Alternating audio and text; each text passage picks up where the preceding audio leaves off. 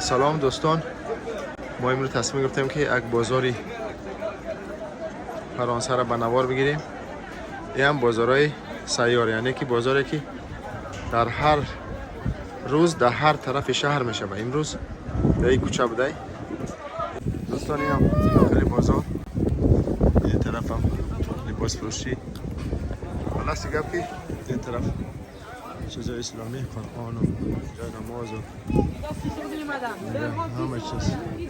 اینجا خورما، این طرفش پای انفضال. خلاص گپ در این بازار همه چیز می آوری. اینجا کبودی و خلاص گپ همه چیز در این بازار. Bonjour mon ami, ça va?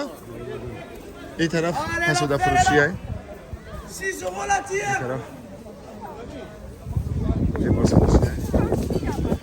اینجا برادرای افغان هستن، برادرای عرب هستن، برادرای الجزایری و مراکشی، فرانسوی و همه خلاصی گپ در بازار کار میکنن.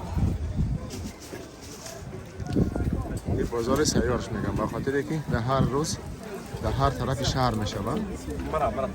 تقسیم کردگی همی 7 روز بازار در 7 طرف شهر میشه. این طرف حسوده فروشی داره. ببینید قالینای شوی. امروز ما یک کتاب در کار داریم، برای کتابی برای الفبای عربی که بچه ها را باید پیش ملا بریم. پیش ملا نه، اینجا مسجد های میره ثبت نام میکنی. کتاب برای دیبوتانت ها، برای نو سر میکردی در اینجا میفروشن.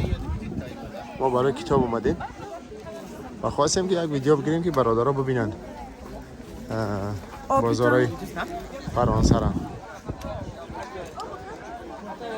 قریب با بازارهای خود مشابهت داره.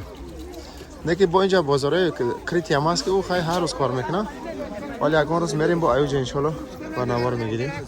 این چیز تلفن است، دپوچی طرفش پرده و دیگه و دیگه. خلاص گپ اینه بود بازاری فرانسه.